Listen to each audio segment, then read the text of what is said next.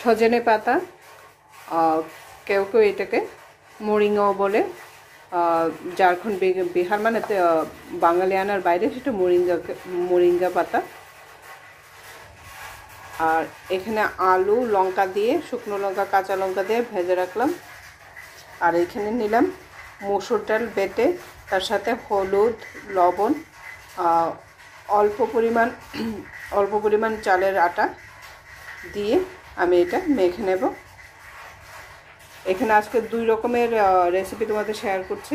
একটা হচ্ছে আলু ভাজার সাথে সজনে পাতা ভাজা, ভর্তা যেটাকে বলে মাখা, হ্যাঁ, আলু মাখা সজনে পাতা দিয়ে। আর মসুর ডাল দিয়ে, মসুর ডালের সাথে সজনে পাতার বড়া। প্রথমে 2 চামচ পরিমাণ সরষের তেল দিয়ে, সেই সরষের তেলে কালো জিরা ফোড়ন দিয়ে সেই সজনে পাতাগুলি ভেজে নেব। ভেজে নিয়ে এই আলুর সাথে কিছু মেশাবো আর ডাল বাটার সাথে কিছু মেশাবো।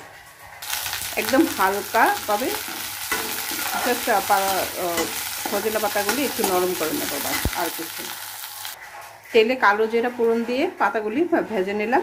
তার অর্ধেক অংশ আলুর সাথে মেশাবো আর অর্ধেক অংশ ডালের সাথে মিশিয়ে বড়া করবো।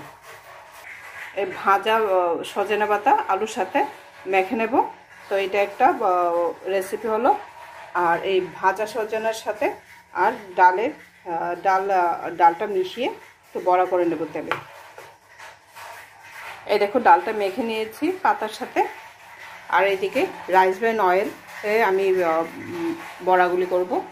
আর এই বড়া হতে হতে এটা আলুর সাথে মেখে নেব। এদিকে বড়াগুলি ভাজা হতে হতে আমি এই আলুর সাথে ওইটা ভালো করে হাত দিয়ে মেখে নিচ্ছি। এই দেখো সজনে পাতা দিয়ে আলু মাখা কেমন লাগলো, দারুণ লাগে খেতে। লবণ টবণ সব কিছু খুব হিসেব মতো হয়েছে। আর এইদিকে বড়া হয়ে যাচ্ছে, নামিয়ে নেব, তারপর তোমাদের শেয়ার করছি।